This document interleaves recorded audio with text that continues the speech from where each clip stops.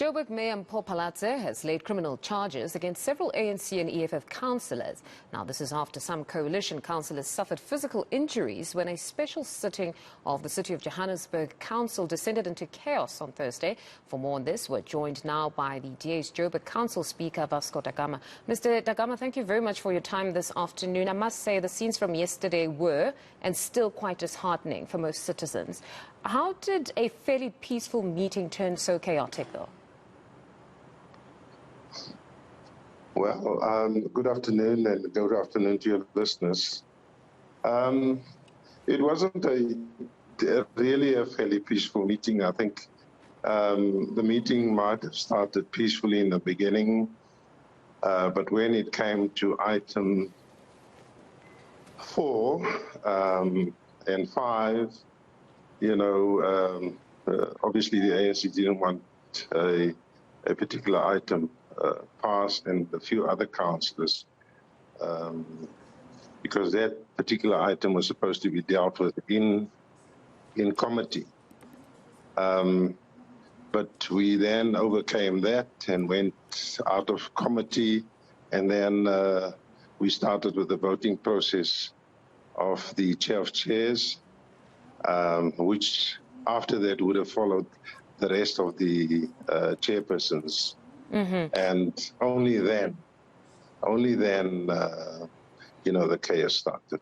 Okay, but you're saying the votes around item 4 and 5 really were that precursor.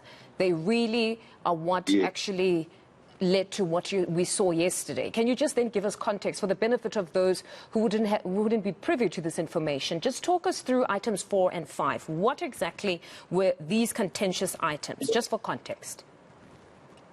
Well, item 4 and 5, the one was a disciplinary matter that was supposed to have been dealt with in committee. In other words, where the public actually goes out, the media, and then we have this meeting in secret. In other words, that only the councillors, including the secretary to council and the city manager, sit in this to discuss the disciplinary matter, because obviously you're discussing a person. It's supposed to be confidential. There is still going to be an investigation and stuff like that. All right. And we actually battled to get the item through. And after that,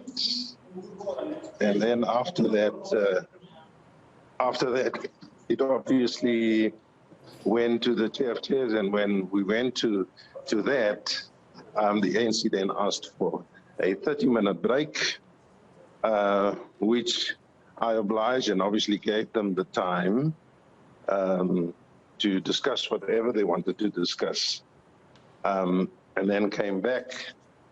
And when we came back, they said, how is the voting going to take place? I responded, a show of hands as usual, because when chairpersons or the chair is elected,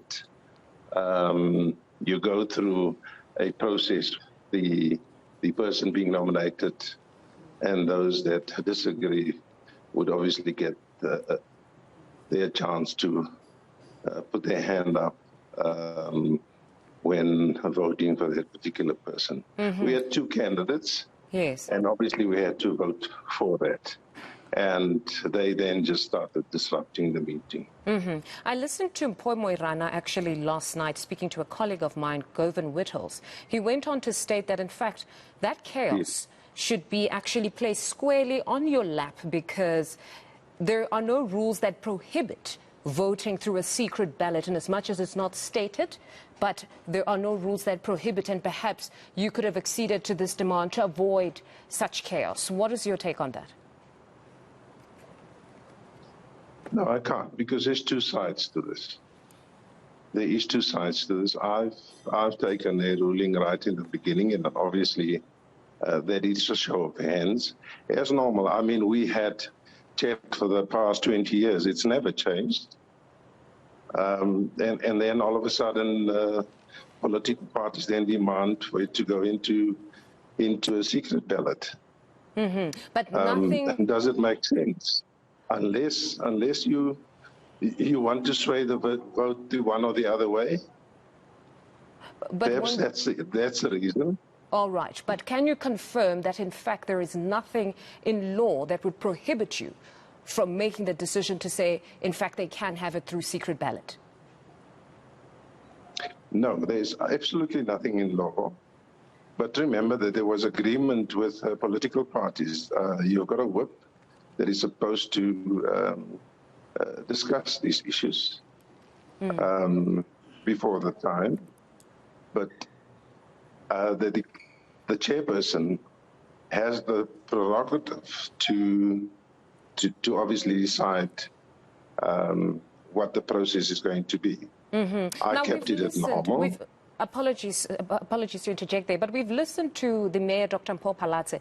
She has constantly stated that the Democratic Alliance right now is fully invested in this project of stability within this particular council. So, given the fragility of this coalition government and just the need to stabilize council, would you have not been somebody that could have been swayed to say, for stability, let us have the secret ballot, because actually nothing precludes me from actually allowing that to happen? I could have. You're absolutely right. But remember that the decision has been taken right in the beginning. Political parties had agreement that that's how it's going to take place. And case law actually tells you for the past 20 years, this is how chairpersons was elected and this is how the chair of chairs has been elected. Why should I change it now? Because you'd be assessing the environment. You look at the environment, perhaps, if it's that fragile, you could have made that assessment because you actually can exercise those powers. But remember that the first thing that was raised was, wouldn't you postpone this meeting for another date? Why postpone it and waste ratepayers' money in the first place? And then the demand comes that, could we have a secret ballot? This decision had already been taken. I cannot flip-flop in a meeting. So where to from here, Mr. da Gama? We understand that the mayor has in fact laid criminal charges against members of the African National Congress as well as the EFF. How many are those? Are you at liberty to speak on those? I'm not at liberty to speak on those. I know that councillors have opened cases, and it's based on the intimidation within council, the prevention of officials doing their duty,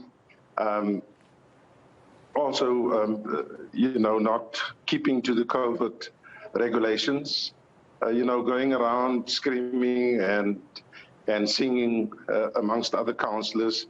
And as you know, COVID is alive, putting a lot of people's lives in danger, which I really think that if we are leaders, and we want to take the city forward, that we should really respect one another. That's all that is needed. It's adults here. We're not talking about children. All right, then. And then in closing, when do you expect to call another sitting to at least elect the chairs?